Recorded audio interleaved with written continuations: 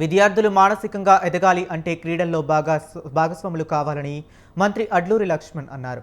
Everest శిఖరం అధిరోహించిన పూర్ణ కూడా ఏకలవ్య పాఠశాలలో చదువుకున్న విద్యార్థినే అని చెప్పారు.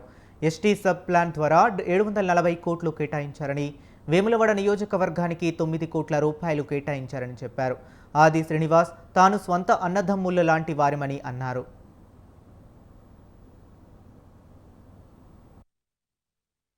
జాతీయ స్థాయిలో 22 ఈవెంట్స్కి సంబంధించినటువంటి వాలీబాల్ కానీ, హాకీ కానీ, అదేవిధంగా అథ్లెటిక్స్ కానీ, అప్పుడే కబడ్డీ ఫార్మల్గా ప్రారంభించడం జరిగింది. మరి గొప్పగా ఈ రాష్ట్ర స్థాయిలో ఇక్కడ సెలక్షన్ అయ్యి జాతీయ స్థాయిలో వెళ్ళేందుకు 6, 7, 8 ఇక్కడ ఉన్నటువంటి జిల్లా కలెక్టర్ గారు ముఖ్యంగా వారు, పోలీస్ సిబ్బంది, వివిధ ప్రాంతాలకు వచ్చిన పీఈటీ టీచర్సు, స్టాఫ్, మా ఏకలవ్యకి సంబంధించిన అధికారులు, ఇక్కడ ఉన్న స్థానిక ప్రిన్సిపల్ గారు ప్రత్యేక చొరవతోని పిల్లలకు ఎక్కడ కూడా గొప్పగా క్రీడలలో రాణించే విధంగా మరి దేశ స్థాయిలో కూడా ఒక మానసికంగా వాళ్ళు ముందుకు పోవాలంటే క్రీడాపరంగా కూడా వారు ముందుకు పోవాలని ఒక మంచి ఆలోచనతో ఈ యొక్క గొప్ప కార్యక్రమం తీసుకోవడం జరిగింది.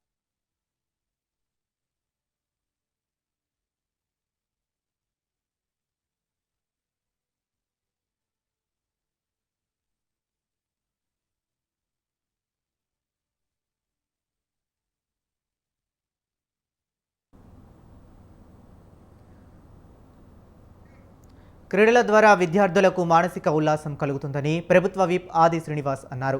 క్రీడల పట్ల రాష్ట్ర ప్రభుత్వం ప్రత్యేక దృష్టి సారిస్తుందని చెప్పారు.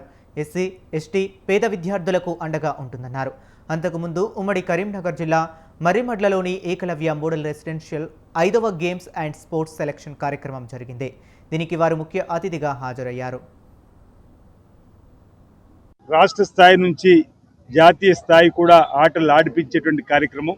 క్రీడల ద్వారా కూడా ఒక మానసిక ఉల్లాసాన్ని పెంపొందించడము, క్రీడల వల్ల ఒక మనోధైర్యాన్ని పెంపొందించడము, వారిలో ఒక మనోవికాసాన్ని పెంపొందించేటువంటి కార్యక్రమాన్ని చేయడంలో గౌరవ ముఖ్యమంత్రి రేవంత్ రెడ్డి గారి నాయకత్వంలో కూడా రాబో ఒలింపిక్స్లో కూడా మన ప్రాంతాన్ని కూడా పథకాలను తీసుకురావడానికి కోసం ప్రాధాన్యత ఇవ్వాలి క్రీడలకు అని చెప్పని సీఎం కప్ పేరిట అన్ని జిల్లాలకు క్రీడా జ్యోతి రావడం, ఈరోజు స్పోర్ట్స్ యూనివర్సిటీని తీసుకొని రావడం, అత్యధిక నిధుల్ని ఈరోజు క్రీడా స్ఫూర్తి ముందుకు పోయేటువంటి క్రీడాకారులు గుర్తించి ఇచ్చేటువంటి కార్యక్రమం అమలవుతున్నటువంటి వేళ ఈ ప్రాంతంలో ఈ ఆటల పోటీలు జరగడం, ఈ కార్యక్రమానికి ముఖ్య అతిథిగా పెద్దలు